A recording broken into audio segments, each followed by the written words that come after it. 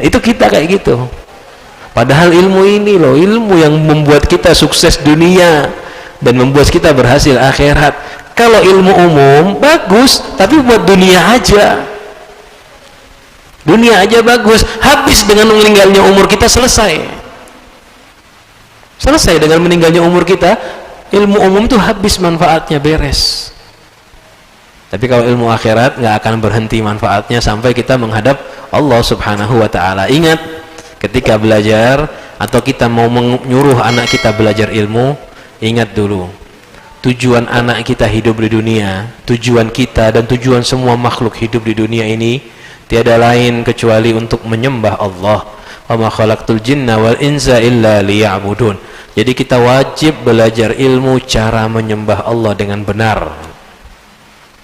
Ini waktu pertama, waktu paling bagus menggunakan waktu kita untuk mencari ilmu. Pian kalau punya waktu kosong di siang hari, habis duhur, pagi hari, khususkan buat cari ilmu. Kalau sekarang nggak usah ditanya, habis maghrib wal isya ini memang waktu yang dianjurkan belajar, lebih ditekankan lagi. Ini ada waktu kosong, waktu nganggur. Kalau sekarang harus wajib ya, itu mempelajari ilmu yang bukan wajib. Kalau yang dipelajari ilmu wajib bukan sampingan, ini harus utama. Yang dimaksud tadi ada waktu kosong pakai buat cari ilmu bermanfaat, itu buat sampingan, ilmu yang wajib. Tapi kalau beristilah khusus mempelajari fikih, cara wudu, cara sholat, cara puasa, apa itu aurat, ini sampean harus mengkosongkan waktu. Bedakan. Kalau mempelajari ilmu yang wajib untuk kehidupan kita sehari-hari, kita bukan cari waktu luang, tapi kita harus mengkosongkan waktu. Ya, jangan nunggu nanti pas liburan aja ulun pengajian, jangan. Kalau ilmu wajib, caranya sholat sudah tahu semua ya. Memahami macam-macam jenis maksiat, itu kan ilmu yang wajib, fardu ain. Ini kita bukan cari waktu luang baru belajar, tapi kita harus meluangkan waktu untuk belajar. Kalau perlu kerjaannya liburkan 1 hari buat belajar ilmu yang bermanfaat, yang wajib. Nah, kalau ilmu bermanfaatnya tipe yang sunnah, nggak apa-apa, pian cari waktu luang buat belajar ilmu tadi. Jadi waktu kosong pian carilah ilmu bermanfaat, seperti yang disebutkan Imam Ghazali ya, dalam kitabnya Bidayatul Hidayah. Manusia dalam menggunakan waktu luangnya ada 4 golongan. Yang pertama, pakai waktunya buat ilmu bermanfaat. Ini ilmu manfaat yang sunnah. Kalau ilmu yang manfaat wajib, nggak boleh nunggu waktu luang, harus meluangkan waktu untuk belajar. Harus meluangkan waktu untuk belajar. Yang kedua, jadi sudah tahu kita waktu paling bagus digunakan untuk cari ilmu yang bermanfaat. Al-halatu tsaniyah, keadaan kedua, tidak mampu mendapatkan ilmu yang bermanfaat. Ada tipikal orang susah sekali ketika belajar. Saya faham yang wajib aja ini sudah sampai mau pecah kepala saya misalnya. Udah nggak tahan. Atau di tempat saya jauh sekali dari ulama. Saya paling bisa ke majelis sebulan sekali misal. Bisa ketemu ulama, belajar sebulan sekali. Ingat, ini belajar yang sunnah ya. Yang wajib udah beres. Kalau di alasan di daerah saya nggak ada ulama, sampean belum tahu tata cara wudu, sholat, tata cara yang wajib, harus pergi dari kampungnya keluar kalau punya uang. Man lam yakun ya'lamu dha falyas'ali, man lam yajid mu'alliman falyarhali, kata Ibnu Ruslan. Yang nggak tahu sesuatu suruh tanya. Jangan nunggu gurunya datang jelaskan. Sampai yang nggak tahu tanya sama ustadz. Man lam yajid mu'alliman, yang nggak nemui guru di kampungnya, dia nggak ada guru, falyarhali, wajib keluar, berangkat, datangi ustadz. Wajib mengeluarkan uang, biayanya mahal. Punya nggak? Punya, pakai uang buat keluar. Malah kita nggak boleh pakai uang itu buat foya-foya duniawi ya, dosa. Harus dipakai buat keluar berangkat cari ilmu kalau ada. Ya, ini jelas ya, ini ya tadi ya. Itu setelah kita menyelesaikan ilmu yang wajib. Itu ilmu wajib itu. Keadaan pertama itu keadaan pertama itu setelah ilmu wajib. Nah, sekarang keadaan kedua, kita nggak mampu cari ilmu yang bermanfaat yang wajib. Nggak mampu cari ilmu bermanfaat yang sunnah. Maaf, saya sudah selesai yang wajib, sudah beres, alhamdulillah. Mau nambah yang sunnah nggak bisa, paling sempet sebulan sekali. Sisanya susah, rumah di pedalaman, guru datang sebulan sekali, berarti setiap hari banyak waktu kosong kan, nggak bisa belajar. Nah, waktu kosong ini kalau nggak mampu dipakai cari ilmu sunnah, menggunakan ibadah. Ya, tashtagil biwadhaifil ibadat. Pakai waktu luang tadi mengerjakan ibadah. Contoh hari Minggu liburan, misal kosong, tapi nggak ada ustadz, nggak bisa belajar, jauh, ongkos nggak ada, atau sudah memori udah full, low memori orangnya, nggak bisa ditambahi lagi, nggak nyambung, percuma ditambahi, sudah wajibnya wajah udah dapat, sudah penuh, mau nambahi sunnah nggak tahan. Memang manusia beda-beda derajatnya. Yang nggak bisa paham kayak gini, ya udah sibukkanlah diri dengan ibadah, sholat sunnah, ngaji Al-Quran, zikir, baca tasbih. Nah, ini namanya darajatul abidin, darajatnya orang-orang penyembah Allah, wasyaris salihin, dan inilah amal-amalnya orang-orang soleh. Dengan ini takunu aidan minal faizin, kamu juga menjadi golongan orang-orang yang berhasil. Imam Ghazali ngasih cara buat kita yang mengatakan nggak mampu belajar, nggak bisa, sudah saya udah cukup wajib, mau belajar ilmu tambahan nggak mampu, tapi waktunya kosong luang, ya udah habiskan, pakai waktunya buat ibadah. Ini seperti yang dikerjakan para sufi, para ulama-ulama. Mereka sudah belajar ilmu, sudah cukup buat amal dirinya mereka, cukup buat mereka bekerja, tapi mereka bukan bagiannya cari ilmu yang banyak untuk dakwah. Tahu kadarnya saya ini, ilmu dapat saya pakai. Ada orang kan ilmu dapat buat disampaikan, ulama tingkatan tinggi ini, dia nggak, ilmu dapat sudah, saya nggak bisa nyampaikan, paling nggak buat saya pakai buat amal. Ya sudah, ini yang dilakukan sama ulama. Mereka khalwat, nggak keluar rumah, sholat aja di rumahnya. Ada yang qiyamul lail, kalau malam sholat 1000 rakaat, kalau siang hatam Al-Quran 1 hari, ada yang hatam sehari 3 kali. Nah, itu sudah di luar akal kita ya. Ada yang ibadah sehari zikir la ilaha illallahnya 12.000 kali, la ilaha illallah 12.000 kali, Allah Allah Allah Allah Allah 12.000 kali. Dihabiskan waktunya buat taat. Nah, ini darajat bagus, darajat istimewa. Gak bisa dapat ilmu bermanfaat, darajat kedua, pakai buat ibadah. Kita nih Pak, kadang-kadang sore nganggur pulang kerja, jangan nunggu di rumah loh, sampai di jalan naik sepeda motor tuh kan kosong, nggak ada kegiatan, baca sholawat.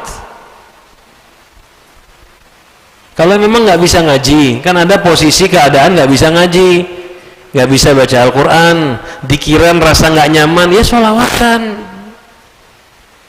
Di toko yang jualan nunggui pelanggan, jangan ngelamun, jangan mainan handphone, apalagi ngelihat berita yang nggak pantas. Biar berita negara nggak pantas juga, buat apa? Kecuali pian politikus sibuknya urusan itu. Kalau yang nggak ada kesibukan itu, cuman bikin pusing kepala pian aja, ganti sholawat. Pian duduk di toko baca sholawat sambil nunggu pelanggan. Pian nggak dapat pelanggan, malaikat kumpul di toko sampean, rahmat turun dari Allah. Nanti di akhirat pian nggak rugi, waktu pian duduk di toko itu dapat pahala yang melimpah. Dicatat pahala. Pulang dari rumah, istri tanya, dapat berapa hari ini Pak? Dapat 1000. Bukan uang ini, dapat sholawat 1000 kali. Itu lebih bagus buat kita daripada pian sibuk dengan gadgetnya di situ. Malah ulama-ulama dulu di Hadramaut itu, di Tarim, yang jaga toko itu, jaga warung ya dulu ya, di depan Rubat Tarim itu ada toko. jualan beras, jualan kayak kita sehari-hari warung. Cuman sidin kalau di toko duduk baca kitab Minhajut Talibin karangan Imam Nawawi, kita fikih. Sekarang santri baca itu harus tunggu kelas tinggi dulu karena itu kitab yang sulit dipahami untuk pemula. Kita fikih, isinya apa? Masalah. Orang jaga toko, jaga warung, ngobrol sama sebelahnya, pegangnya kitab Minhajut Talibin. Kita disuruh sholawat itu amalia paling ringan, udah sholawat lepas. Bayangkan suruh baca kitab seperti itu, hilang semua nih harga-harga barang di toko, nggak hafal berapa ini harganya kena kitab itu. Tapi mereka subhanallah, itu yang jaga warung tetap ibadah, tapi itu cari ilmu beliau ya. Waktu kosong kan sambil nunggu pelanggan dipakai buat cari ilmu. Yang nggak bisa belajar kayak gitu ya pas tasbih. Kalau malu pakai tasbih panjang susah, beli tasbih yang pencetan.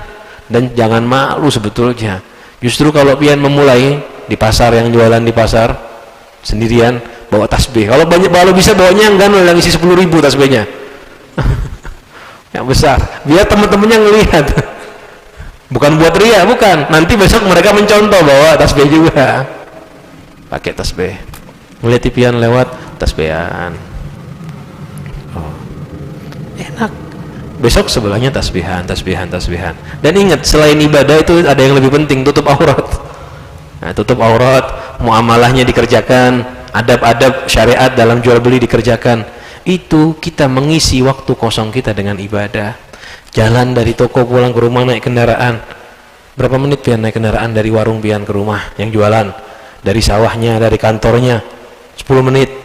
Berapa sholawat coba sudah dibaca 10 menit di kendaraan. Saya pernah naik Gojek, bukan Gojek apa, belum ada Gojek dulu, masih ojek biasa tuh, ojek konvensi, dari Celilitan ke Batu Ampar waktu di Jakarta, bukan di sini, Celilitan di Jakarta. Saya naik, saya ngedengerin suara supir ojeknya. Saya perhatikan dia lagi ngaji Al-Quran. Perhatiin, ini juz berapa? Ini kan kita pengen tahu nih, jangan ngajinya Qul Huwallahu Ahad apa-apa. Saya perhatiin, dia lagi ngaji bukan juz 30, bukan juz 29. Ini kalau nggak salah juz berapa? Saya juga lupa tuh, apa ayatnya di mana. Dia ternyata hafal sebagian dari Al-Quran. Nggak tahu saya hafal semua apa enggak. Soalnya yang dibaca ini surat panjang. Bukan surat-surat yang biasa. Nyari sepeda motor keliling ngojek orang sambil ngaji Al-Quran. Bayangkan, hebat ya, waktu kosongnya dipakai. Tapi yang nggak hafal Al-Quran, nggak bisa ngaji surat-surat panjang, paling nggak baca Qul Huwallahu Ahad. Hafal semua kan Qul Huwallahu Ahad, kalau nggak hafal keterlaluan. Orang Islam nggak hafal Qul Huwallahu Ahad. Ada satu sahabat namanya Muawiyah ibn Muawiyah. Ya, Muawiyah ibn Muawiyah. Rasulullah didatangi malaikat Jibril, dipanggil, Muhammad, saksikanlah jenazah Muawiyah ibn Muawiyah. Keluar Rasulullah SAW menyaksikan jenazahnya, dilihat penuh dengan malaikat. Di mana-mana penuh dengan malaikat. Menyiapkan jenazahnya Muawiyah ibn Muawiyah. Ada kitab apa? Ceritanya di kitab Adhkar kalangan Imam Nawawi. Ya, Imam Yahya bin Syaraf An-Nawawi. Di bagian dzikir secara umum. Bab dzikir secara umum. Ditanya, kenapa? Bimada balagha Muawiyah hadad darajah? Dengan apa Muawiyah sampai darajat ini? Bayangkan jenazahnya malaikat penuh. Kita nih orang biasa penuh udah heboh, ini malaikat yang datang. Dikatakan biqiraatihi Qul Huwallahu Ahad, karena Muawiyah selalu baca Qul Huwallahu Ahad dalam perjalanannya, dalam berdirinya, di atas kudanya, di atas tunggangannya, selalu baca Qul Huwallahu Ahad. Darajatnya sampai mulia seperti itu. Nah, kita hadirin sekalian, baca ini darajatul abidin, darajat mulia loh ini. Ngaji ibadah. Ada yang bisa ibadah sholat, ada yang puasa, ada yang dikir, ada yang ngaji Al-Quran, ngaji. Minimal udah paling gampang, paling ringan baca sholawat. Allahumma salli ala Sayyidina Muhammad sallallahu alaihi. Beb, ibadah juga sulit. Nggak mampu juga ibadah berat. Ngaji masih belum lancar, baru aja taubat ini. Pikiran la ilaha illallah kemana-mana masih belum bisa. Ini udah keterlaluan ini. Nggak bisa juga. Al-halatu tsalitsah, ya bagus ini, keadaan ketiga masih bagus. Apa itu? Dipakai waktunya ya bima yasilu mihul khairu ilal muslimin. Waktunya dipakai dengan sesuatu yang bawa kebaikan bagi orang muslim. Ya, wa yadkhulu bihi sururun ala qulubil mu'minin. Membawa kesenangan untuk hatinya orang-orang yang beriman. Nggak bisa belajar, nggak bisa ibadah benar, tapi suka khidmah, bantu-bantu orang-orang mukmin. Silaturahmi misal contoh. Orang-orang waktu kosong, ada yang belajar ilmu, ada yang ngaji, dia enggak. Diganti apa? Mampir-mampir keliling. Silaturahmi ke rumahnya ini, silaturahmi ke rumahnya ini. Ingat, silaturahminya untuk menjalankan sunnahnya Rasul, bukan mau ngobrol urusan dunia, bukan mau ghibah, bukan. Silaturahmi ke sini, ada yang sakit ditengok, ada yang perlu bantuan dibantu, ada jenazah dia urus.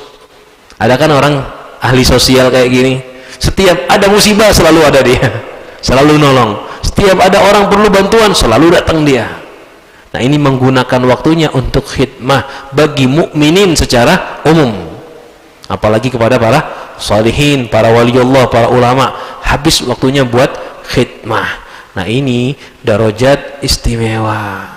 Bahkan kata Imam Ghazali, ya, ngasih makan orang miskin, nolongin nengokin orang sakit, sibuk ya membantu fuqara, khidmah untuk fuqaha wa sufiyah wa ahluddin, khidmah untuk sufi, faqih dan ahluddin, mempersiapkan jenazah. Kullu dzalika, ini semua kata Imam Ghazali afdalu minan nawafil, bahkan lebih afdal daripada sebagian amal sunnah. Kadang-kadang nolong orang kayak gini lebih afdal dari sholat sunnah. Sholat sunnah mutlak kalah dengan ini, karena berat ya. Ada orang kalau suruh sholat sendiri tahan, tapi coba suruh nengok orang sakit, aduh capek. Coba suruh ngurusi jenazah, nggak bisa. Coba suruh khidmat sama orang, berat. Khidmah ini salah satu latihan buat mengeluarkan rasa sombong dari hati. Khidmat buat orang itu latihan buat mengeluarkan rasa sombong. Ada orang perlu bantuan, atau nggak usah disuruh, kayak misal contoh sini sampean keluar ngerapikan sendal. Bukan sendalnya guru, jangan. Sendal guru biasa itu, normal, semua begitu, hormat sama guru. Sendalnya ke orang biasa, bantu keluarkan rapi. Kalau sendalnya guru jangan ditanya, udah jelas itu khidmah. Sendal orang umum, bantukan. Ini khidmah kayak gini, ini mengeluarkan rasa sombong. Coba yang ngerasa dirinya ulama, ya, yang ngerasa dirinya hebat, ngerasa dirinya punya lebih tua dari yang lain, nggak usah punya ilmu, ngerasa cuman umurnya lebih tua, coba rasakan ngerapikan sendalnya orang. Ini setan pertama-tama pasti ngomong, ini bukan kerjaan pian nih, lain orang harusnya. Pasti begitu. Ada yang lain yang belum punya tugas, setan pasti bilang begitu. Kenapa? Dia maunya tetap kita di atas, itu tanda sombong, lawan. Ini buat mengeluarkan sifat sombong. Nah, ini darajat yang ketiga ya, bantu-bantu orang, nolong orang. Hebat ini, susah. Dan ini biasanya tidak bisa dikerjakan kecuali untuk orang yang hatinya tidak sombong. Kalau sombong susah khidmat, pasti susah. Darajat yang ketiga. Nah, 1, 2, 3 tadi, ingat di 3 hal ini dasarnya adalah niat soleh dan ikhlas. Nggak boleh lepas dari itu.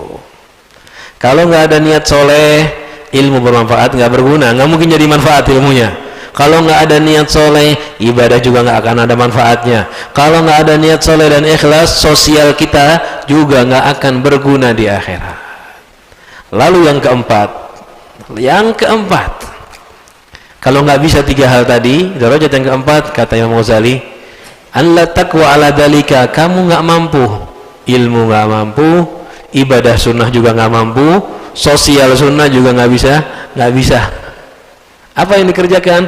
Fashtaghil bihajatika, sibukkan aja diri kamu dengan hajat kamu. Iktisaban ala nafsika au ala iyalika, kerja cari nafkah buat diri kamu atau nafkah buat keluarga. Jadi waktu kosongnya dipakai buat apa? Kerja cari manfaat buat diri dan keluarga. Dan ini darajat terakhir ini, kerja yang halal. Kerja yang halal buat cari nafkah. Nafkah untuk dirinya biar nggak minta-minta, nafkah untuk keluarganya. Syaratnya apa? Waqad salimal muslimuna minka. Syarat pertama, dan orang muslim selamat dari kamu. Wa aminu min lisanika wa yadaika, dan mereka merasa aman dari lidah dan tangan kamu. Artinya kamu nggak ganggu orang. Udah kerja, pulang kerjaan, masuk rumah, sudah stop. Kan nggak bisa nolong orang kan, nggak bisa bantu orang ini. Udah, jangan ngomongin orang, jangan ngebahas orang, jangan sampai tangannya ganggu orang. Jadi ketemu kerjaan, pulang ke rumah, kerjaan, pulang ke rumah. Tetangganya itu nggak tahu namanya siapa.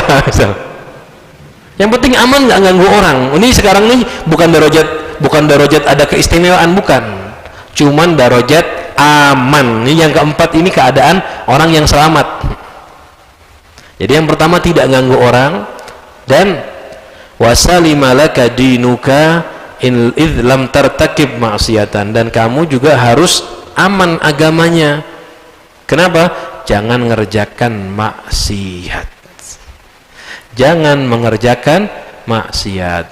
Fatanalu bidzalika darajata ashabil yamin. Jadi alhamdulillah hidupnya nggak maksiat total. Yang dikerjakan apa? Cuman wajib aja. Ke masjid, sholat, assalamualaikum warahmatullahi wabarakatuh, pulang. Nggak pakai sunnah-sunnah lagi misalnya. Wajib aja dikerjakan. Ngaji enggak juga, pokoknya wajib aja. Yang penting jangan ganggu orang, jangan maksiat langsung antara dia dan Allah, dan maksiat dengan makhluk, total nggak ada. Nah ini darajat ashabul yamin, orang-orang yang selamat. Nggak apa-apa udah, yang penting selamat. Ibarat kata orang jualan, jual modal. Daripada rugi, mendingan dapat modal. Kalau memang in lam takun min ahli taraqi ila maqamatis sabiqin, kalau kamu bukan golongan orang yang mampu naik darajat mulia, ya udah, yang penting jangan jatuh ke lubang. Nggak bisa naik ke atas, jangan jatuh ke lubang. Ini sudah dijelaskan oleh Rasulullah SAW. Ada seorang sahabat yang bertanya kepada Rasulullah SAW, ya Rasulullah, ara'aita idza shallaitul maktubat wa sumtu ramadan wa ahlaltul halala wa harramtul harama wa lam azid ala dzalika syai'a a'adkhulul jannata? Qala na'am.